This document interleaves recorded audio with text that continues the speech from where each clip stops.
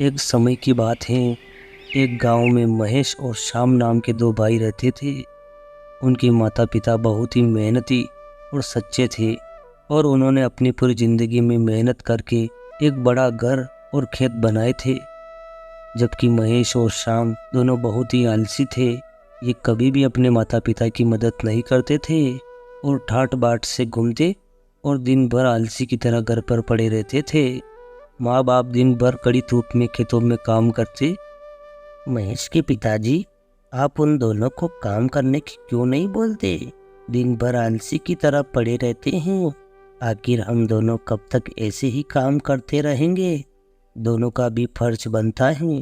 हमारे लिए नहीं सही, लेकिन अपनी पत्नियों के लिए तो काम करें। आखिर हम दोनों समय के साथ बूढ़े होते जा रहे हैं।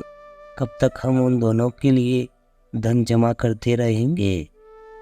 अरे भगवान, वो अब बड़े हो चुके हैं, उनको सही गलत की समझ है। अब मैं क्या समझाऊं उनको? दिन भर पड़े रहते हैं, गांव में घूमते हैं। क्या उनको नहीं पता कि उसका बाप दिन भर धूप में काम करके उनकी ज़रूरतों को पूरा कर रहा है?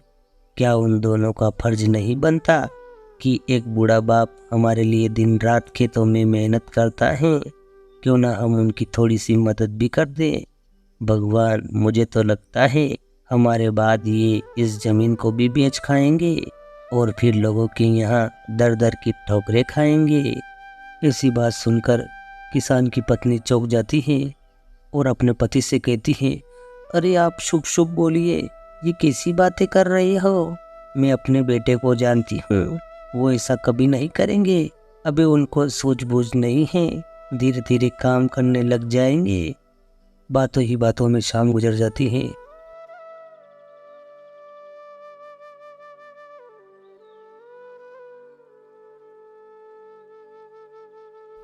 दोनों खेत से अपने घर की ओर लौटते हैं।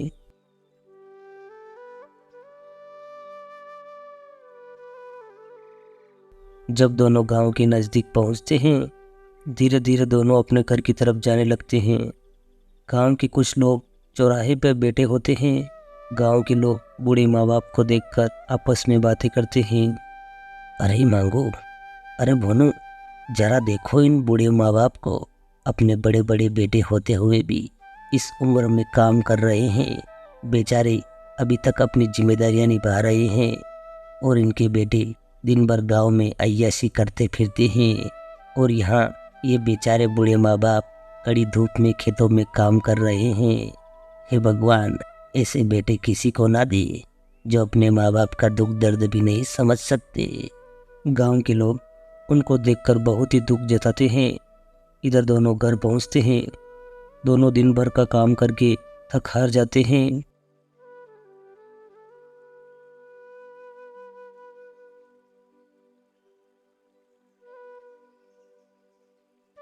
दोनों बहुएं बन ठन के घूमती हैं।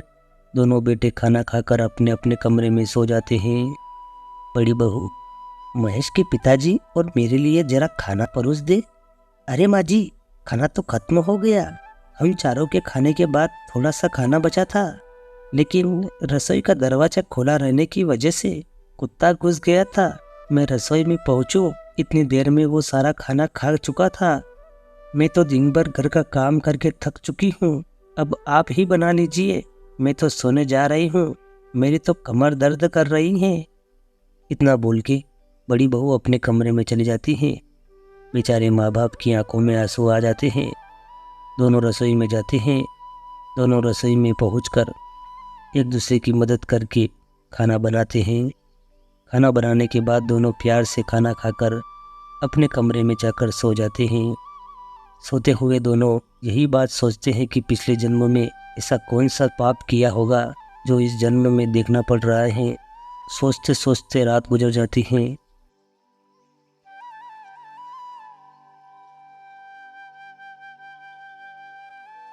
सुबह होते ही दोनों माँ बाप खेत के लिए निकलते हैं।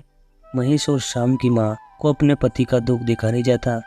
वो महेश और श्याम से बोल पड़ती है, बेटा महेश, श्याम, क्या तुम दोनों को थोड़ा सा भी दुख नहीं है कि तुम्हारे माँ बाप खेतों में काम कर रहे हैं और तुम दोनों दिन भर घर पर पड़े रहते हो?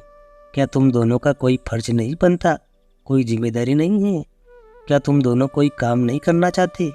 इतने में बड़ा बेटा महेश बोल पड़ता है, माँ, मैं क्या करूँ? मुझसे खेतों का काम नहीं होता।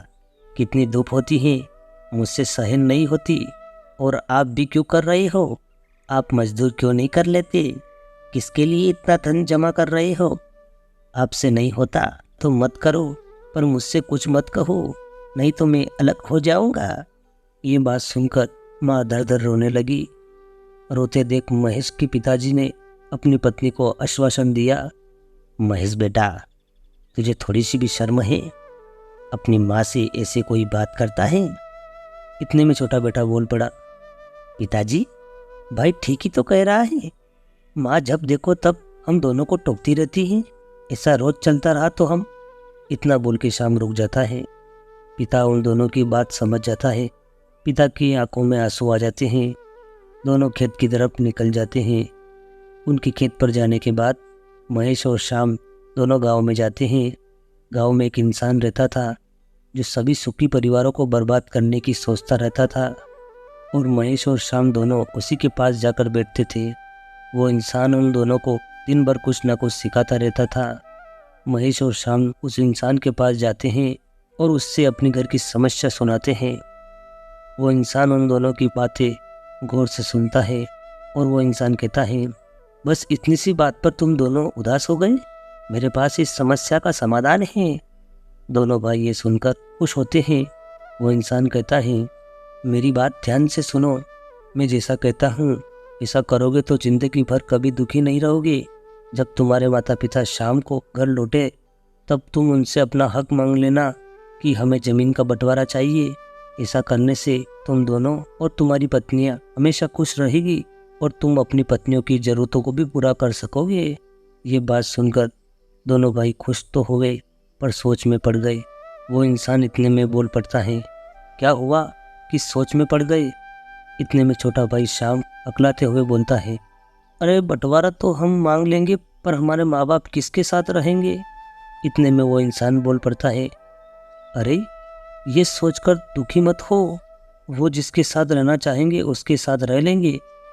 इतना सुनकर दोनों भाई बातें करते हुए अपने घर की तरफ जाते हैं। पीछे से वो आदमी मन ही मन सोचता है, आखिर मेरा सपना पूरा हो ही गया।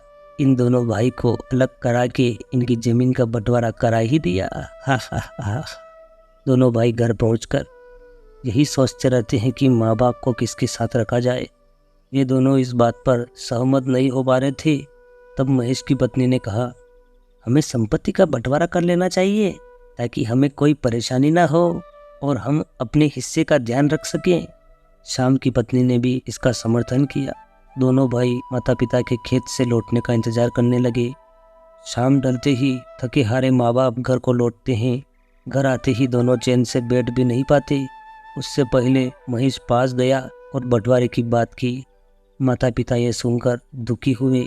उनके ऊपर तो जैसे पहाड़ी टूट गया हो। दोनों झरझर रोने लगे, लेकिन उन्होंने सोचा कि शायद यही सही होगा। उन्होंने अपनी संपत्ति को आधा आधा बांट लिया। एक हिस्सा महेश को और दूसरा हिस्सा श्याम को दे दिया। महेश और श्याम ने बंटवारे के बाद अपने माता पिता को भी बांट लिया। महेश ने कहा, मैं पिताजी को अपने साथ रखूंगा, और श्याम ने कहा, मैं अपनी माँ अपने साथ रखूंगा। दोनों बूढ़े माँ बाप के ऊपर क्या गुजर रही थी बस वो ही जानते थे। एक दूसरे के बिछड़ने का दुख दोनों से बर्दाश्त नहीं हुआ और दोनों रोने लगे। इस तरह माता पिता का बंटवारा हो गया। कुछ दिनों तक सब कुछ ठीक ठाक चला। एक दिन महेश और श्याम दोनों गांव में अपने दोस्त के पास बंटवारे की खुशखबरी देने पहुंचे। जैसे ही दोनों भाई उसके घर की तरफ जाने लगे तो रास्ते में उनका दोस्त दिखा जो किसी दूसरे से बात कर रहा था। महेश और श्याम उसकी ओर बढ़े। पास जाने के बाद उन्हें अपने खिलाफ बात सुनाई दी तो दोनों भाई वहीं रुक गए। वो इंसान किसी से कह रहा था, अरे आज तो मैं बहुत खुश हूँ। जो मैंने सोचा था मेरा काम पूरा हो गया। बहुत दिनों की मेहनत और कोशिश के बाद मैंने महेश और श्याम का बंटवारा करा ही दिया। दोनों भाई ये बात सुनकर अपने घर की तरफ भागे। घर पहुंचकर जल्द ही महेश और श्याम को महसूस हुआ कि उनका फैसला गलत था।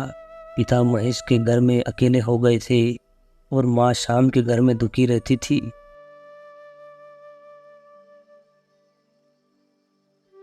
एक दिन महेश और शाम दोनों के बीच झगड़ा हो गया और माता पिता को भी इस बात का एहसास हुआ कि उनका बंटवारा उनके बच्चों के लिए सही नहीं था। आखिरकार एक दिन माता पिता ने अपने बेटों को बुलाया और कहा, संपत्ति का बंटवारा हो सकता है लेकिन माता पिता का नहीं। परिवार एक होता है और उसे मिलकर रहना चाहिए। महेश और शाम को अपनी गलती का एहसास हुआ और उन्होंने अपने माता पिता से माफ़ी मांगी। इसके बाद एक साथ खुशी से रहने लगे और उन्होंने सीख ली कि परिवार का बंटवारा कभी नहीं होना चाहिए। तो दोस्तों, यह कहानी हमें सिखाती है कि परिवार को कभी बांटना नहीं चाहिए, क्योंकि सच्चा सुख और शांति परिवार के साथ रहने में है। दोस्तों, वीडियो अच्छा लगा हो तो वीडियो को लाइक, चैनल पर नए हो तो चैनल को सब्सक्राइब करना ना भूले। धन्यवाद। जय हिंद, वंदे मातरम।